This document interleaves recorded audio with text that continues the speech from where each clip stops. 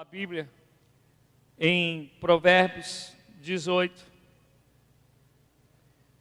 Vamos ler o versículo 21.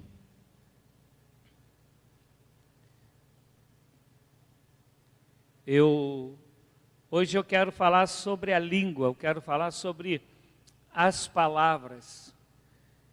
E, obviamente, vai atingir a todas as pessoas, mas eu quero falar mais direcionado à família.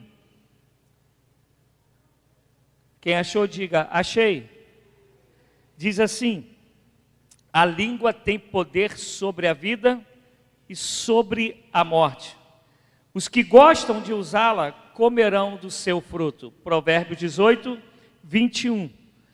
Aí agora a gente vai dar um pulinho para Tiago. A gente vai dar um salto para Tiago. Eu sempre separo antes de começar o culto para ganhar tempo. E o Tiago eu não separei. Tiago capítulo 3. Tiago 3. Vamos ler a partir do 6. Do 6 ao 9.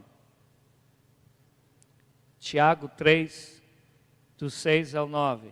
Quem achou, diga, achei. Diz assim a palavra do Senhor, no versículo 6. Assim, também, preste atenção, também, a língua, como que está na tradução de vocês? É um... Como? Então, a minha diz que a língua é como um fogo. É um mundo de iniquidade. Colocada entre os membros do nosso corpo, contamina a pessoa por inteiro. Incendeia todo o corpo de sua vida, sendo ela mesma incendiada pelo inferno. O que ele está aqui querendo dizer? Que a língua, quando ela é mal usada, ela não só incendeia quem está fora, mas ela incendeia a si mesma, ela traz males para si próprio, para a própria pessoa que a usa mal, usa má. Toda espécie de animais, aves, répteis e criaturas do mar doma-se e tem sido domado pela espécie humana. A língua, porém, ninguém consegue domar. É um mal incontrolável, cheio de veneno mortífero. Com a língua bendizemos o Senhor e Pai, e com ela amaldiçoamos os homens feitos à semelhança de Deus. Vou ler até aí, porque depois a gente vai ler. Se você quiser deixar lá em Provérbios 18, que a gente vai ler por ali, 18, 20, a gente vai ler mais umas outras passagens falando sobre a língua. Pai amado, Deus bendito, o Senhor nos chamou, Pai, para profetizarmos. O Senhor nos chamou para anunciarmos o Teu reino. O Senhor nos chamou para anunciarmos a Sua justiça e sermos instrumento de bênção sobre a vida dos nossos irmãos, do nosso próximo.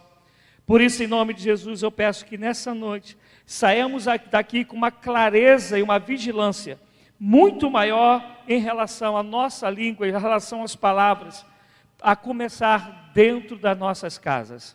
Eu peço que assim seja, em nome de Jesus Cristo. A gente ainda poderia ler, que é uma passagem que eu amo muito, que é Provérbios 15, onde vai dizer que a palavra dura, ela suscita, ela provoca, ela faz nascer a ira. E a palavra dura, que é a palavra mansa. O que a palavra mansa faz? Acalma, extermina, apazigua o furor, apazigua a ira.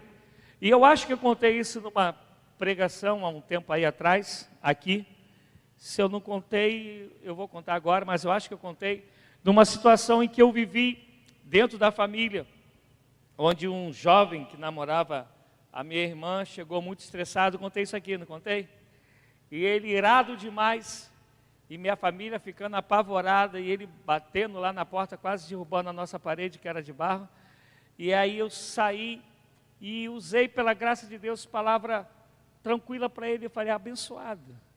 Só que eu usei o nome dele, né? Falei, cara, o que você está fazendo com a minha família? E parece que na hora deu um estalo nele e as coisas se acalmaram, graças a Deus.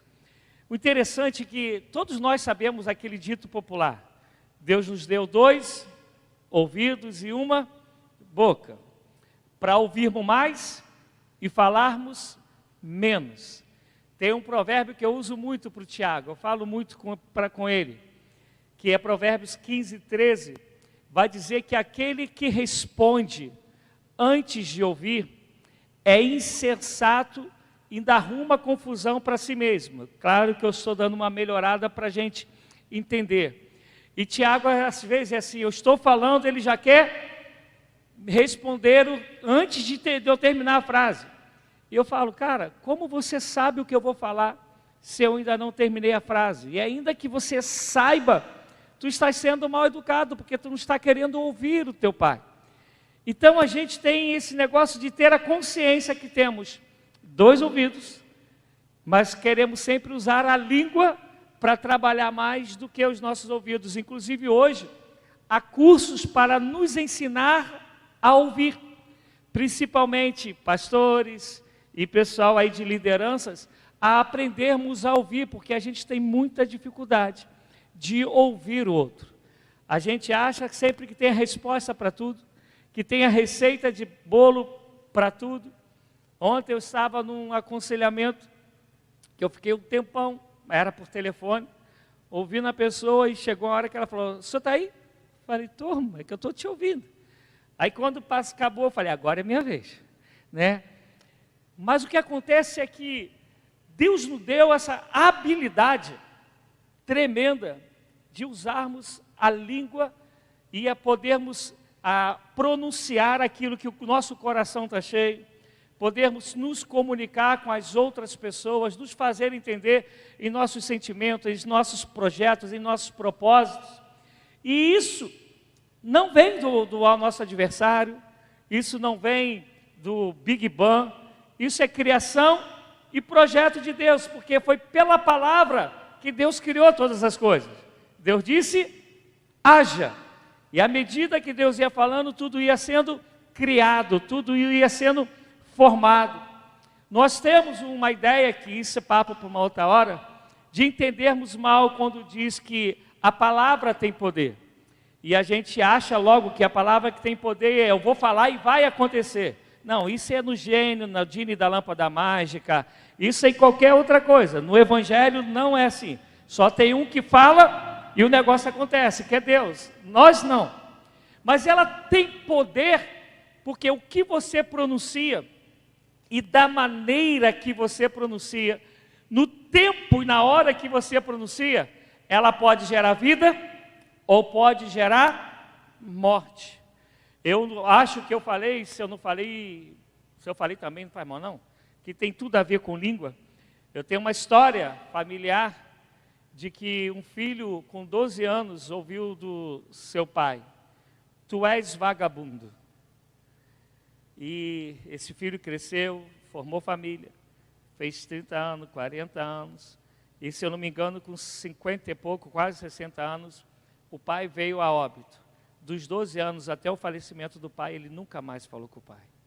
E ele tinha 12 anos. Aquilo entrou no coração dele de tal maneira, ele não é cristão, né? Nenhum do povo lá era na época, alguns hoje são, mas ele não conseguiu esquecer nunca o que o pai dele havia dito. Você já viu aqueles pais que viram para o filho, você não presta, você é um burro, tu não vais aprender isso nunca, você não nasceu para isso. A gente não entende que essas coisas vão formando o caráter da pessoa.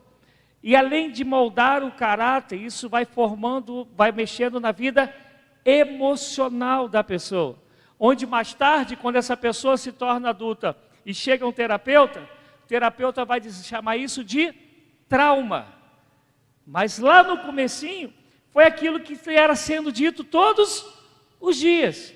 você não presta, você não serve para nada, você não vai conseguir, isso não vai dar certo. E a criança vai ouvindo aquilo o tempo todo. E qual a ideia que a criança vai ter? Que tudo aquilo que o pai e a mãe estão falando é verdade. E nesse sentido, de fato, a palavra ela tem poder. Gente, palavra machuca. Às vezes é melhor tomar um boxe do que ouvir certas coisas. E o interessante que eu até contei na reunião lá da clã, falando sobre alguma coisa que aconteceu comigo em relação à família. E a pessoa falou assim, você sabe que eu sou sincera? E eu falei, não, a senhora não é sincera, a senhora é ríspida.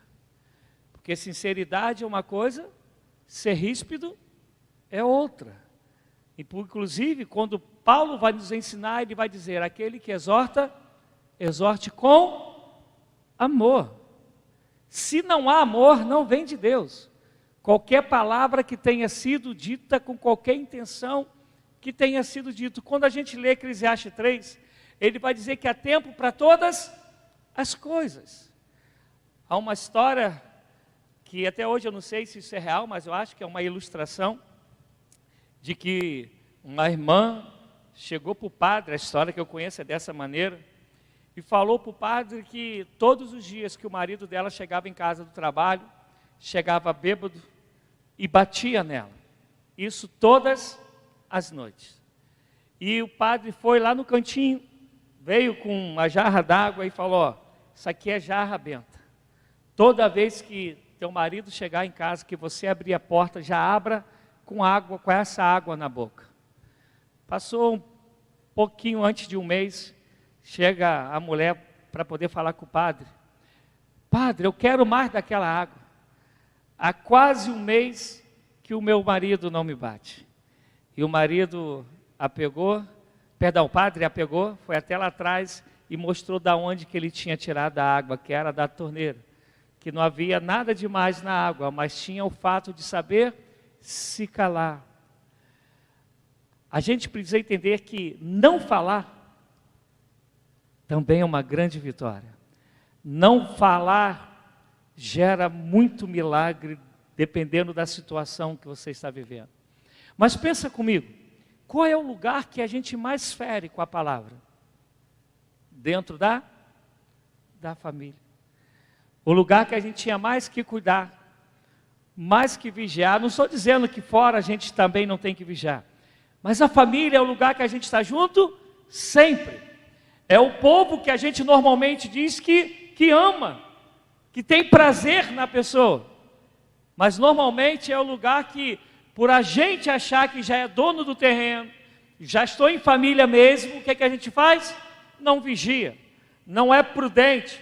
Então a gente fala aquilo que vem na cabeça.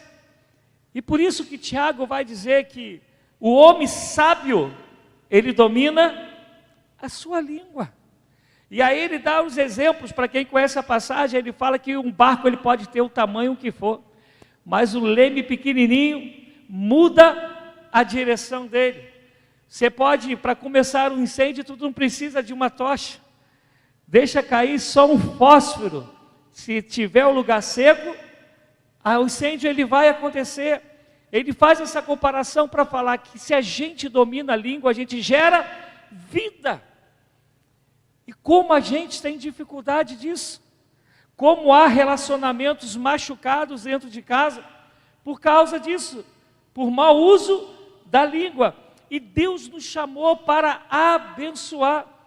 O interessante é que a Bíblia chega a dizer em Mateus, depois Paulo repete em Romanos, que nós fomos chamados para abençoar até aqueles que nos amaldiçoam, para a gente bem dizer, está falando de língua, de boca, aqueles que nos perseguem. E como a gente tem dificuldade desse negócio? Quer ver um outro treco que a gente é bom para usar a língua para o inferno? Fofoca. Meu Deus, olha, eu vou contar para vocês e espero que eu esteja errado. Uma das coisas que eu agradeço a Deus é que a minha conversão não fez eu perder meus amigos. E eu sempre ouço pessoas, pregadores, dizendo, não, quando você se converte, Não adianta, não vai ter mais como você ter amigos não cristãos. Eu tenho todos os meus amigos de quando eu era pequenininho. Entre eles, alguns evangélicos, outros não. E todo mundo, graças a Deus, me respeita, tem confiança em mim. E o interessante é que eu, sempre quando posso, inclusive em novembro, se Deus permitir, eu vou estar no meio deles, que a gente... Novembro ou dezembro? Agora me peguei. Dezembro. A gente junta 3 gerações que nasceram no mesmo bairro, vem gente de outros estados, de outros países, e a gente se reúne para passar um dia junto. Eu não consegui ir desde que a gente começou a fazer isso, né? Toda hora eu estou no canto, estou operado, mas se Deus permitir, esse ano eu irei. Por que eu estou contando isso? Porque eu estou no meio deles e eu já tive experiência, e Deus sabe o que eu estou falando, de sair, eu pastoreava perto do bairro que eu nasci, a Alessandra é testemunha disso, e eu saía e eles têm um barzinho do meu xará, Rogério, na esquina. E a Alessandra ia caminhando com as crianças e eu parava para conversar com eles. E eles tentavam não xingar, tinha uns que paravam de beber. Eu lembro de uma cena que o Mumu, acho que foi o Mumu que xingou, aí Cacu falou, para de xingar, rapaz, Gerinho está aqui. O que eu estou querendo dizer é que você consegue estar em determinados lugares e conseguir ter palavras que abençoam vidas, independentemente da palavra do outro, independentemente do vocabulário do outro, independentemente do temperamento do outro, porque foi a ti que Deus deu o Espírito Santo para saber dominar a língua. Por isso aquele que fale segundo o Espírito. Eu quero te pedir, não estava aqui nas minhas separações, mas abra em Efésios comigo, por favor. Efésios 5. Louvado seja o nome do Senhor.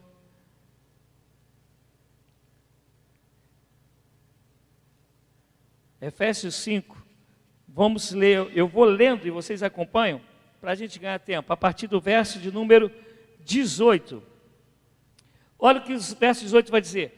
Não se embriaguem com vinho, que leva à libertinagem, mas deixem-se encher pelo Espírito, falando entre si com salmos. Aqui ele está falando da reunião do culto. Salmos, hinos e cânticos espirituais, cantando e louvando o Senhor de coração, dando graças constantemente a Deus por todas as coisas, em nome do Senhor Jesus Cristo. Como uma pessoa cheia do Espírito Santo vive na comunhão? Como vive? Salmos, cântico ao Senhor, hinos ao Senhor. Está dizendo que uma pessoa cheia do Espírito Santo, quando ela está junto, ela não faz fofoca. Quando ela está junto, ela não para maldizer ninguém. Quando ela está junto, o que ela faz? Canta ao Senhor, salmodia ao Senhor, eleva hinos de adoração ao Senhor. E eu digo para vocês, lembra que eu falei dos amigos? Eu não conheço nenhum lugar que tenha mais fofoca do que no meio do povo crente. Os corredores da igreja que o digam. Isso é triste, mas eu estou falando para você quem consegue estar junto com o pessoal não cristão e estar junto com o pessoal dito cristão. O interessante é que quando eu estou com o meio do povo cristão, ainda que eles tenham lá os pensamentos loucos dele, entram em umas conversas que a gente sabe que Deus reprova, mas raramente você vê alguém falando mal de alguém. Quando fala é para botar pilha, é para encarnar na pessoa, porque a mente dele está pensando em outras coisas, fala de futebol, fala de mulheres, fala da cerveja, mas raramente eles falam mal de alguém.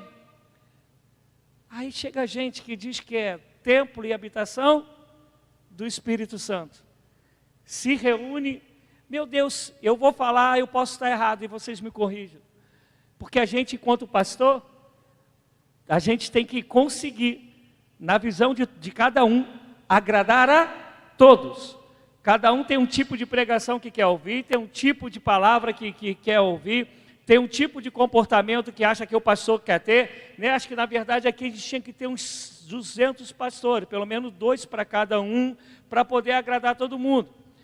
E a gente sabe que os corredores, sempre o pastor, ele tinha cada palavra que falarem mal dele, ou algo do gênero, ele ganhar um ourinho aqui, né? no cordãozinho. Eu ia vender tudo para você, Wanda, para poder pegar um dinheiro legal. Porque a gente não entendeu que a palavra mata, que a língua fere, a língua machuca. Uma coisa que a gente não entendeu é mentira. A minha Bíblia diz que o diabo é o pai da mentira, que quando ele mente, ele fala daquilo que é próprio dele. Está assim na tua Bíblia? Esses dias eu me estressei demais com a Unimed, mas muito pra caramba beça. Porque quando eu preenchi, vem aquele questionário, né, para saber se já tem enfermidades pré-existentes. Eu fui e preenchi que a Alessandra, a Rebeca, botei lá.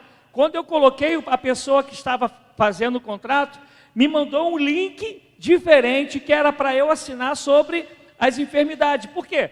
Porque normalmente todo mundo bota não para tudo. Mas eu sirvo ao Senhor. E eu botei o que tinha. Aí foi. Aí veio agora sobre a minha cirurgia uma mensagem dizendo que eu omiti que eu tinha prótese. E a prótese, ela vem depois do que eu tinha assinado. Amados, já acabaram com o meu dia. Pode perguntar a Alessandra. Eu fiquei qual siri na lata. Falei, gente, eu não menti. O que ele está usando aqui? A palavra de omissão, ele está afirmando que eu os enganei. Ele está afirmando que eu menti para eles. Amado, eu fui lá, escrevi uma carta, quase um livro para eles. Está lá em casa, a menina escaneou e enviou. Eu falei, vocês veem a data do contrato e veem a data de que eu operei. Vocês podem ver isso. Então, como vocês estão falando que eu menti, mentirosos são vocês, porque eles estão denegrindo a minha imagem, estão fazendo calúnia contra mim. Mas a gente acha que mentir é normal. A gente acha que mentir é para se safar, é para se dar bem. E aí usa as palavras para enganar o outro. O que é a mentira? Enganar o outro. Normalmente acha que mentir é só faltar com a verdade. Não, a gente mente para ludibriar alguém. E às vezes a gente mente para ludibriar um irmão, quer dizer, erra um monte de vezes. Porque a gente acha que a palavra não tem nada. Falar não tem nada a ver. Qual o problema de estar falando? Quantos relacionamentos entre pais e filhos, eles são desgastados ou estão afastados por causa de palavra. E esse negócio de palavra é tão forte que tem uma outra historinha, que esses dias no aconselhamento eu também contei essa historinha, que o filho resolveu que ia sair de casa, não queria mais ficar morando no teto dos pais, então ele vai embora. E o pai fica muito irado com aquilo. Passa um tempo, o aperto chega para o filho, aperto econômico. E aí ele manda uma carta. E o pai pega a carta e lê. Chama a esposa, é o abuso, quis caminhar sozinho, quis ir embora. Agora olha a carta que ele manda para mim, porque ele não usou nenhuma pontuação na carta. Pai, manda dinheiro. Tá maluco? Olha como ele ainda fala comigo. A mãe pegou a mesma carta, leu e disse, não, marido, não é assim que está escrito. Está escrito, pai, manda dinheiro. A mesma leitura, do mesmo texto, mas a maneira totalmente diferente de falar, de interpretar, de achar que o outro está falando e ela querendo apaziguar tudo, não tinha pontuação, aquele coração de mãe gigante, usa as palavras para dizer, marido, não é dessa maneira. A gente precisa compreender, gente, que palavra ou gera vida, ou gera morte. Eu tenho uma preocupação tremenda, eu já falei isso aqui para algumas pessoas. Eu gosto muito de botar pilha, eu gosto muito de brincar. A minha família toda é assim, eu estou preocupado, tenho que até conversar com a Rebeca o dia que o Gabriel for lá para a minha terrinha. Minha família é de muita pilha mesmo, te conhecendo, ou não, se for jovem então, aí que eles caem na pele mesmo. Eles são assim, homem, mulher, todo mundo. Minhas irmãs nem se falam. E às vezes na pilha, eu não vigio. E aí parece que às vezes eu nem tenho certeza que machuquei alguém, mas mudou o rosto, já corro lá. Me perdoa, fiz alguma coisa, falei alguma coisa que te entristeceu. Porque eu odeio machucar alguém. Eu odeio, e assim, Deus é testemunha do que eu estou falando para vocês. Se um dia eu machucar vocês e eu souber, amado, pode ter certeza que eu vou sofrer igual ou mais, menos do que não vai ser. Por quê, amado? A gente foi chamado para abençoar vidas. A nossa boca tem que sair palavras que edifiquem, Efésios 4:8, tem que sair da nossa boca palavras que edifiquem aqueles que ouvem. Vamos ler rapidinho aqui alguns provérbios, rapidíssimo. Abra ainda lá em Provérbio 18, onde nós estávamos, só para ficar gravado o versículo 13 que eu acabei de falar para vocês. Quem responde antes de ouvir, comete insensatez e passa vergonha. 18:13. Agora vamos para o 21:23. Quem é cuidadoso, 21:23. Quem é cuidadoso no que fala, evita sofrimento. Quem é cuidadoso no que fala, evita sofrimento.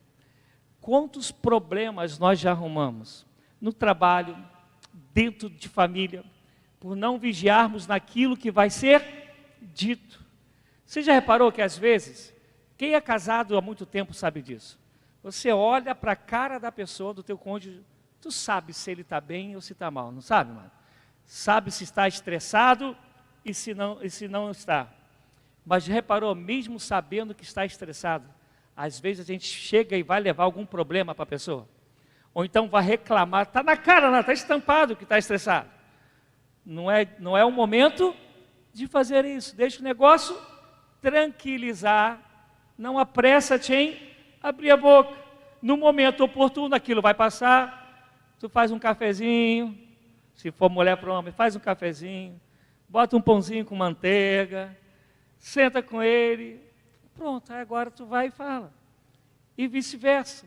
Porque negócio que tinha tudo para dar certo, a gente joga tudo por terra. Porque às vezes não falou no momento certo, não falou da maneira certa e não usou as palavras certas. Isso aqui, amado, é uma ferramenta muito grande. Como que os pregadores de qualquer outro evangelho que não seja Jesus, para eu não machucar ninguém, eles alcançam as pessoas através das palavras. Tem uma boa oratória, sabe falar o que os outros querem ouvir, fala de uma maneira que os outros gostariam de ouvir, e todo mundo vai achando que aquilo é bênção, a pampa. Não examina a escritura, mas vai por causa da oratória, da maneira que coloca a voz. Tem umas denominações aí que eu acho que eles fazem curso com fono, gente. E eu sei que vocês vão me entender. O cara que é o principal, ele por algum motivo ele sai. Fica o substituto. Se tu fechares os olhos, você vai dizer que é a mesma pessoa que está falando, sim ou não? Quem sabe do que eu estou falando? Como é que pode aquilo, cara? Porque ele sabe já que aquela tonalidade, as palavras que ele vai usar, é o que cativou aquele povo. E ele não pode perder o padrão. Para você ver como as palavras, elas têm poder. Para o bem ou para o mal. O problema é que a gente sempre quer falar. A gente tem dificuldade de se calar. Quer ver um outro problema que a gente arruma? Estão conversando lá os familiares. Um começa a falar, e o outro pega e vai falar junto. E às vezes querem três falar junto, né? Quando um está falando e o outro quer falar junto, esse segundo ele está falando o quê? Que ele não quer ouvir o primeiro. Que a fala do primeiro não tem importância nenhuma. O que tem importância é o que ele, que é o segundo, fala. Então ele vai falar para aniquilar a fala do outro. O que ele está fazendo? Está diminuindo o outro. Está menosprezando o outro. Está dizendo que a fala do outro é sem importância. E parece que não, mas para quem está falando, aquilo pode não ser nada, quem é o segundo, o terceiro. Mas para o primeiro, ele vai guardando aquilo, ele vai guardando aquilo, ele vai guardando aquilo. Vai chegar uma hora, amado, que de alguma maneira aquilo ali vai se manifestar. Ou a pessoa vai chamar para briga, tiro, pancada e bomba, ou a pessoa vai começar a ficar sensível e chorar por qualquer coisa, pela situação emocional. Alguma coisa vai acontecer, porque aquilo vai sendo agregado. E a gente não consegue entender isso. A gente não consegue entender que é melhor ouvir do que falar abruptamente. A gente tem que aprender a usar a língua. A gente tem que aprender a dominar esse negócio. Uma coisa que eu vejo crente falando que dá uma vontade de dar uma banda santa, mano. Espero que a rapaziada aí em cima esteja ouvindo, né, rapaziada? Que de dar uma banda santa. Não, eu não levo desaforo para casa. Falou, eu vou responder. Pô, mas como é isso? Eu amo Jesus. Vocês também, né? Jesus tem hora que o bicho pegava, a Bíblia fala que Jesus fazia igual o leão da montanha, que é da antiga, sabe do desenho que eu estou falando. Jesus pegava e fazia saída pela direita. Não retrucava, não respondia, não fazia nada. Há uns outros momentos que ele sabe que é hora de falar, que ele chega e fala a palavra suave, né? Para os fariseus. Raça de víboras, sepulcros caiados, hipócritas. Sabia a hora de falar, sabia como falar e quando falar. Mas você vai ver algumas vezes que o bicho pegou e ele não queriam recebê-lo, não queriam aceitá-lo, ele pegava e só ia embora. Aí está escrito lá, porque não era chegada a sua hora. A gente precisa vigiar com isso, gente. A gente precisa ser prudente. Você não precisa abrir, mas eu vou terminar em Paulo. Paulo, ele, em Atos 26 em diante, ele vai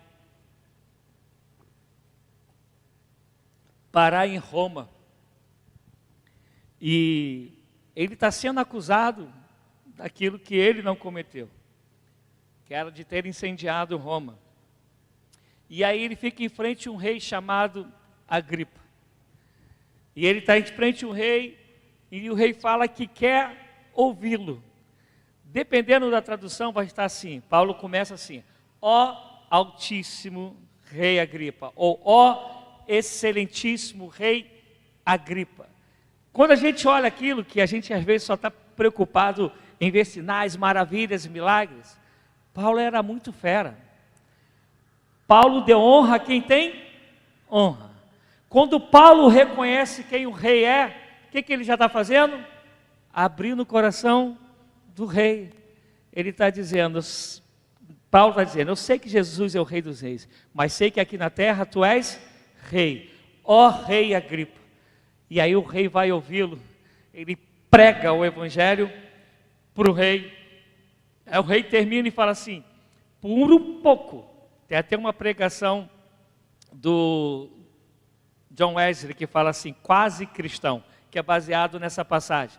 Que John Wesley, que Agripa fala, por um pouco você não me persuades para que eu me torne um como você. E Paulo fala, tirando as algemas que eu estou, olha só a sabedoria, olha o uso das palavras. Quem dera que tu se tornaste alguém como nós.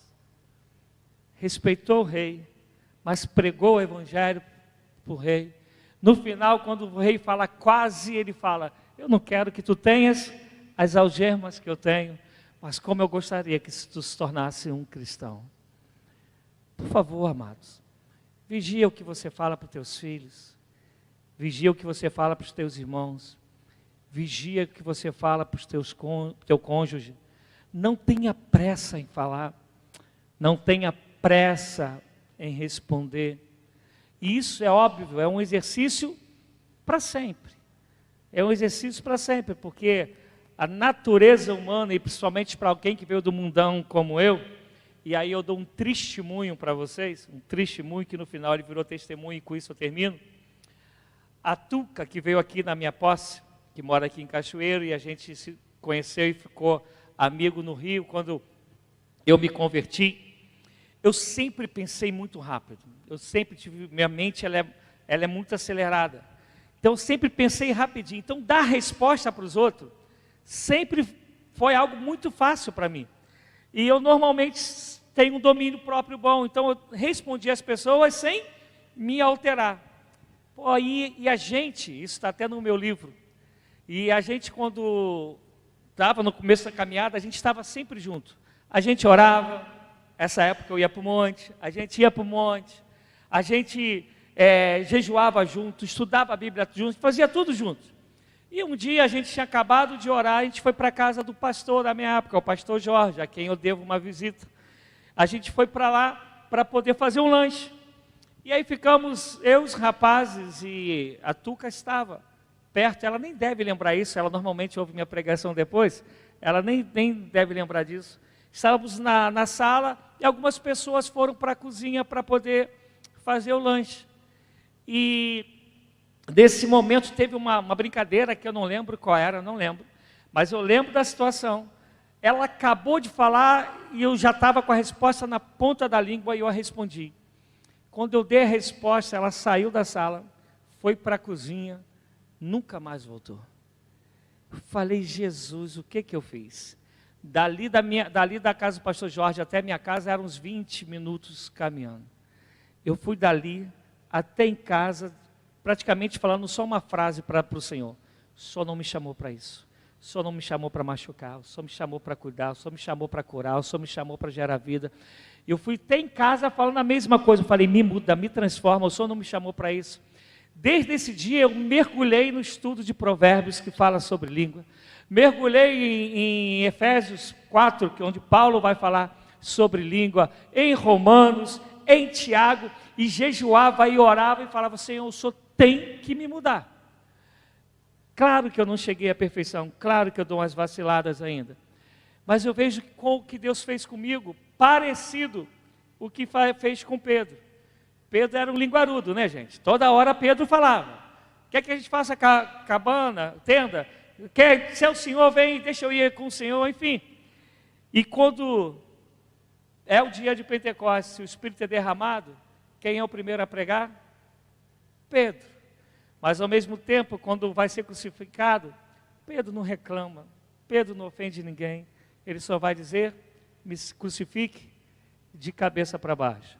E hoje eu entendo que o Senhor me usa nesse talento ou nessa capacidade que Ele me deu de pensar rápido, para evangelizar, para pregar, né? Como vocês sabem, eu não tenho esboço, é tudo pela graça de Deus, aquilo que Ele me deu, e hoje Ele aperfeiçoa para o reino dEle. E eu quero pedir a você, leia Provérbios, leia Tiago, ore, jejue, para que a tua língua seja uma língua que abençoa, que promova o reino de Deus. Amém, amados?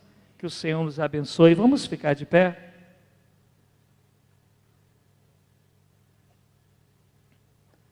Senhor, nós precisamos ser aperfeiçoados dia a dia pelo Senhor.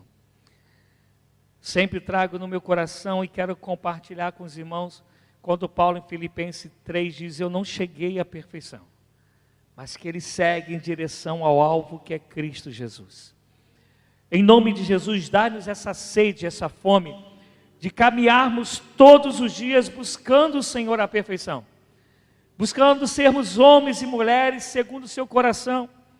Então, Senhor, a língua que o Senhor nos deu, que, meu Deus, é uma fonte de vida tremenda, não permita-nos usá-la para a morte, não permita-nos usá-la para machucar as pessoas, a começar nas nossas casas, que é onde temos mais tempo com as pessoas, e, Senhor, a família é a família do coração, família que amamos.